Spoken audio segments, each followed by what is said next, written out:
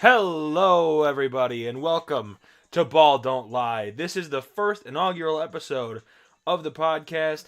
It is currently 10:03 p.m. Location: my bedroom. We're gonna start with the NBA playoffs, and I think there's a certain level of interest as the ratings have gone up in the playoffs, about like 17% or something like that, which is crazy, and it's great for the NBA. I think that there can be some upsets in this year's playoffs that a lot of people wouldn't see coming or wouldn't think that would happen. I think Cleveland can lose in the first round.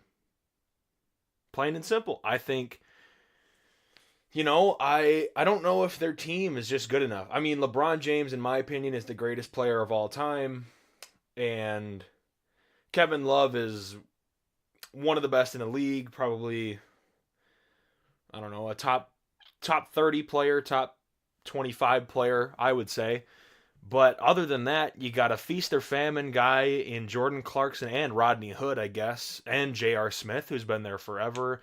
Tristan Thompson cheated on Khloe Kardashian, and he's got a whole thing coming. It's a lot of insanity in Cleveland, and the Pacers look like they're rolling. Victor Oladipo is going to be a star. That dude is unbelievably talented. He's got a 3-point shot. He's got a pull-up game that's disgusting. He can score inside. He can play defense, which you don't see with a lot of guards in the NBA anymore, who also have an offensive game. Like you look at Kyrie Irving, you look at Steph Curry, you look at, um, oh gosh, Kyle Lowry. What? I cannot believe I didn't. Okay, whatever. But no, Kyle Lowry and all those other guys, they're great offensive players, but defensively, they're not. So I think, but yeah, Oladipo, Darren Collison's a solid player. Miles Turner, I think, is so underrated. It's a crime. Dude he's gonna be 15 to 18, 10 rebounds, and he could get up to 3 blocks a game. That dude ridiculously good on the defensive end. He can rotate, block shots. He has crazy athletic ability for being 7 feet tall. But yeah, that's one of the upsets I think it could happen. I'd say in 7 games if it does happen. If not, it's going to be single handedly LeBron James and Kevin Love. No one else on the team can do anything, in my opinion. So, ooh, scary for Cleveland. I think this is going to be LeBron's lost year. Unfortunately, because I love him and he's a great player. Another upset I think could happen. Um, I think Miami and Philadelphia. I don't know if Miami's gonna win, but I think they could have a shot because I think right now, actually, they're winning. But it really comes down to how well Simmons plays and if they can keep Embiid on the floor. If they do that, I mean, yeah, okay. So the Heat won. Um, they actually won pretty. They won by 10. So Miami, they have Hassan Whiteside. They have Goran Dragic. He was an all star this year, which is awesome for him because I didn't know he was playing that well, to be honest with you, in the first half of the season. But he's been he's been a really solid player for them. And then they have a boatload of wings who can score and play defense. So I think well-rounded team, but I'm not sure if they're 100% gonna beat Philly. I mean Philly's Ben Simmons is incredible. He like Colin Cowherd always says there's only 8 guys in the world who have ever changed the game of basketball, and I think it's gonna be Ben Simmons. I think he's gonna be number 9, like Cowherd says, and I totally agree with him. Um, they also have Joel Embiid, who everyone knows, dude's so talented when he stays on the floor. Markel Fultz looks good for the first half of the year. No one knew where he was. No one knew if he was dead with the aliens. No one knew where he was at all. And then these videos start leaking where he's shooting free throws and looking like me in my backyard, bricking every single one of them. It's like just terrible. And then he gets on the floor and he looks great. I mean, triple double, youngest player to get a triple double ever. I don't think that's a huge deal, but it's something. Definitely something to build off of for him. And he's playing. I wouldn't say meaningful minutes, but he's playing 10, 15 minutes a game right now. And I mean, scoring, I think he had like 10 points tonight. He had 15 the other night. He's going to be good. But yeah, if you can keep all those guys healthy, and then you have this is this is one of the most well constructed teams I've seen in a while, because you have Simmons, who can't shoot, Embiid, who's a dominant center and he's got the inside. And then you have Fultz on the outside running the point. You have Jared Bayless, who's a veteran leader who, I mean, he's been in the league forever and he knows what he's doing. He's got experience. You have then maybe the biggest three players that aren't Embiid and Simmons: Robert Covington, JJ Redick, and Marco Bellinelli. All great three-point shooters, and it's such a spark offensively when you can get guys who know what they're doing in the playoffs and can hit threes. Because if you look at the playoffs in the first couple of games, the games have gone to the team who has shot threes better. Minnesota last night, that was the only one that I can think of that was different, because Houston, I think, shot like 22% from the three-point line, and Minnesota shot like, I don't know, 30 something, because they're not a great three-point shooting team. Houston obviously is. That's why I think Houston's going to win the series. Though being a Timberwolves fan, I think Houston's got that one. I think the Wolves can snag 2 games, but Houston I think is going to win. But it's gone to the team. I'm rambling. It's gone to the team that's hit the most threes, Golden State. They're going to win a lot of playoff games. You look at Boston. They shot a bunch of threes in that crazy overtime game against the Bucks. That was a great game. It's a three-point shooting league, and Bellinelli and Redick are 2 of the best at it. Off the dribble, off the pick. You put those 2 combined together on the same team with Simmons driving into the lane. You got Embiid sitting down there waiting for the ball. You got a couple of bigs off the bench like Amir Johnson. Like, that team is so well constructed, and I think honestly they could make the finals.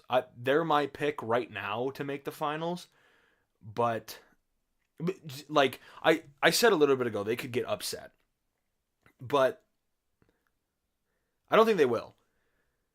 And I think if they don't get upset, I think Milwaukee would be a tough one for them if Milwaukee does beat Boston. I don't think they'd struggle with Boston too much. I don't think they would struggle with Washington. Simply just Washington's so top heavy. They have Beal, Wall, and who? Otto Porter's been decent. I'll give him his credit, but yeah. I think Philly could definitely make Eastern Conference Finals at least. I think they're gonna make the Eastern Conference Finals, but they're my dark horse finals team besides Cleveland. And I forget about Toronto too. Toronto is different this year. There's something different about that team. There's a new energy with DeRozan playing so incredibly well. Kyle Lowry's been good this year. Serge Ibaka is a perfect fit with that team. He's an inside-out guy who plays defense. You got Jonas Valanciunas grabbing every rebound and a bag of chips off the top shelf. Like, he's a really good underrated center in the league. He's not an offensive guy, which he doesn't have to be when you have so much firepower on that team. And with CJ Miles, OG Anunoby is there from Indiana. They're stacked. They got a team, and it shows. They're the first seed. And I don't know if they're going to make the Eastern Conference Finals. I think that's going to end up being Cavs 76ers if the bracket works out that way. I'm not 100% sure on that, but I think it could be that or Toronto and Philly. I think Philly's a lock for the Eastern Conference Finals. This is a bold prediction. Philly is a lock for the Eastern Conference Finals. I'm going to switch to the West. Man, it's close. Portland could lose their first series. like the Thunder could lose because Westbrook hasn't been great in the playoffs, and I do think that I think they have a chance to make the conference finals. The Thunder do, but it's really going to depend on Carmelo Anthony, how he ends up playing this series. If Paul George ever gets cold, it's going to be tough because Utah is such a great defensive team. Rudy Gobert is incredible. Ricky Rubio is an underrated defensive player, and Donovan Mitchell is going to be. He's got a little Westbrook in him. He's got the the demeanor, the energy, the kind of like arrogance to him. Not really. He's not really an arrogant guy. He seems like a really humble, nice guy, but he's got a certain swagger on the court that you don't see with every player. Like Andrew Wiggins, if you look at him, he's got no alpha dog in him. He's got no dog, which a lot of people say. Like Donovan Mitchell's got a dog factor to him, and I think he's gonna be something. He's gonna be really something. But if he gets hot in this series, I think they could go maybe they could go round for round with OKC. I think they could win this series, but I do think OKC is gonna pull it out, and I think they could win the conference finals. But it really just depends on consistency and staying in rhythm with what they've been having going on because the first game, they looked great. Steven Adams was playing well. Melo had a good game. Paul George went unconscious from three. Westbrook had his game. He didn't shoot well, but still had his triple-double, and they won. So, all in all, yeah, they won. But now we're going to switch over. We're going to talk some NFL draft because I am so excited for this year's draft. There's finally a new crop of quarterbacks coming in that'll be able to do something. Like if you think about it, the last couple of years, it's been Dak Prescott, Carson Wentz, Jared Goff, and no one else really yet. So this year, I think, and it's really an interesting crop too, because you have the super highly touted number one guy who may not be as good as everyone says he is. You got the incredible thrower straight out of college, and he's got an incredible arm already, accuracy. He's the most pro ready guy in the draft, but people are concerned his kind of arrogance and his love for the game and his durability. Then you have Baker Mayfield, who is incredibly accurate, but he's short and he's cocky. Then you have Josh Allen, who played very subpar competition, and because like no one in that entire conference would make, say, like the University of Iowa's team, and it's not like no one's making it there. But Josh Allen, he's not the most accurate guy. Well, okay, I've watched some film on Allen, and he's pretty accurate. It's a lot of drops. So people complain about his completion percentage and his accuracy, but it's not even his accuracy. It's more the receivers just being butterfingers. You can't catch the ball. So, and then you have Lamar Jackson, who, God, I don't know.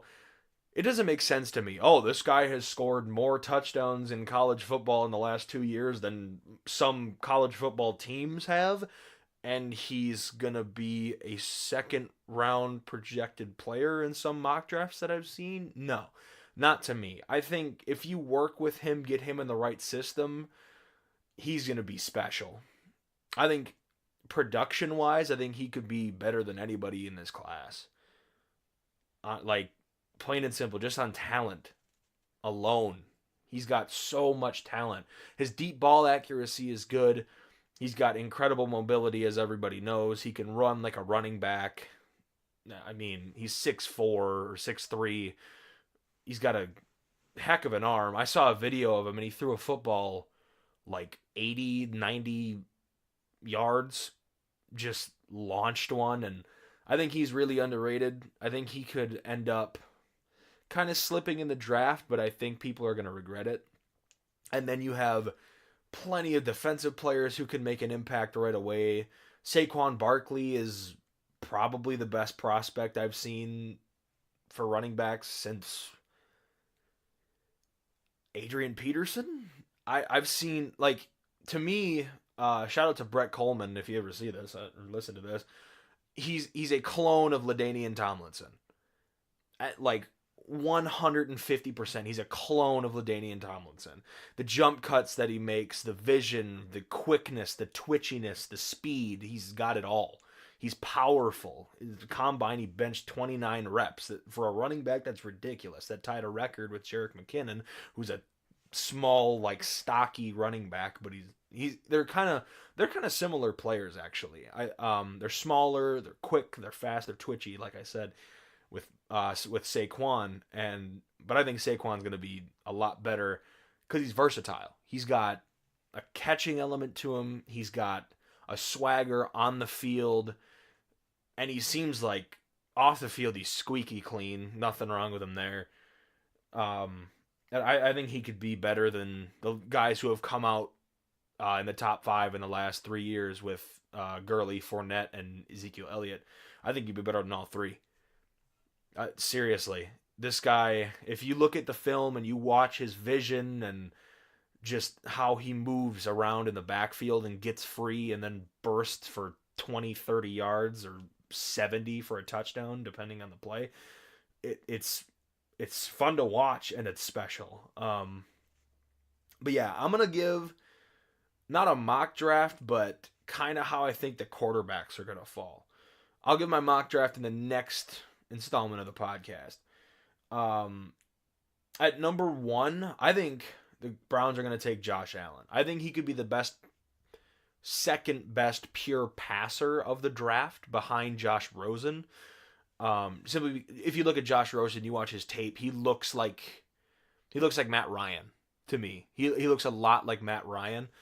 Just super. It looks effortless when he throws the ball. Super clean stroke with his throwing motion, and footwork is there. Mechanics are there. It's just the durability questions with him is why I think he might fall to 2 or 3. But that's not really falling anyways. So, but yeah, I think Josh Allen's going 1, because he played in that kind of weather. I heard the meeting between them went in like really, really well. And he's been climbing up their board, and I think they fell in love with him over Sam Darnold. And I think Josh Allen's going to go number 1. Number 2, I would take Josh Rosen if I were the Giants. If you put him with Odell, you sign Jonathan Stewart at running back. You have Sterling Shepard on the outside. You have Evan Ingram at tight end. You've solidified that offensive line. Your defense is good. You let him develop a couple years behind Eli or a year behind Eli. You got a chance to make the playoffs. Maybe not make a Super Bowl run, but, I mean, it depends on who they get in the upcoming years. I think Josh Rosen can be really good, too. I don't think he's going to be... I think his ceiling is Matt Ryan. That's what I would predict him at. But his floor for Josh Rosen. I'd say someone kind of like a more accurate Christian Ponder. He's got enough that's a low floor, but he's got bust potential because of his durability. So I'd say Christian Ponder was definitely a bust. I'd say his floor is a more accurate Christian Ponder. I don't think he's going to be that bad, but play style, Number 3, the Jets. I think it's going to be 4 quarterbacks in the top 5. I think it's going to go Mayfield to the Jets. I'm pretty sure I heard they fell in love with him, and it works. He's accurate. He can move, make people miss. The only problem is that height, and if he can calm down on the field, people are scared of that police video. I'm not worried by it. He's a kid. It happens. Mistakes happen. He made a mistake Let the kid breathe. You know, it looks bad for sure, especially because he got caught. But he got the guy caught up to him and tackled him, threw him on the ground. But I think Mayfield can be a really good player too. I don't think any of these guys are going to be bad by any means, but I think a lot of them can be decent starting quarterbacks. And then I think Sam Darnold's going to be the last one picked. I think people are going to look at him kind of in ball security and be like, that's a problem, because it definitely is. There's definitely a problem with fumbles. It wasn't necessarily interceptions. People keep saying it was interceptions. It wasn't. It was he holds the ball with one hand and he tries to make something out of nothing or do too much. He draws pressure to himself because he's thinking that the pocket's going to collapse, so he's going to run and then people catch up because he's running out of the pocket, so the D linemen just have to get off the block and run. And that's not a good thing, especially when you're holding the ball with one hand. Then you're going to get strip sacked and let the other team score points. But yeah, I think he'll go 5. I don't think, well, Cleveland obviously is not going to take 2 quarterbacks. I think they're going to go Barkley at 4. So I'll give a top 5 mock. I'm going to go Josh Allen at 1, Josh Rosen at 2 to the Giants, Baker Mayfield at 3, Saquon Barkley at 4, which in Cleveland, they're looking like something now. They got something working in Cleveland. Absolutely. But, and then after pick 4, it's the Broncos taking Sam Darnold. Most people would disagree with that, him going 5, but I think he is the 4th best quarterback out of this class. Potential-wise. I can't say that because I think Lamar Jackson... I'm going to leave Lamar Jackson out of this because he's not getting picked in the top 5. We'll talk about him at a later date.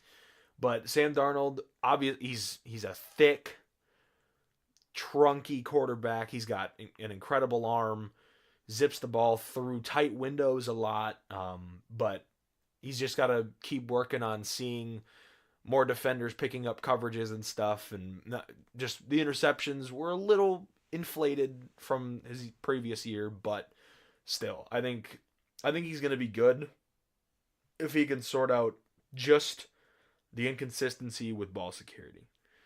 So top 5 mock, again, for the final time, it's going to be Josh Allen, Josh Rosen, Baker Mayfield, Saquon Barkley, and Sam Darnold going 5th to the Broncos. And that's another thing I want to bring up, because people are...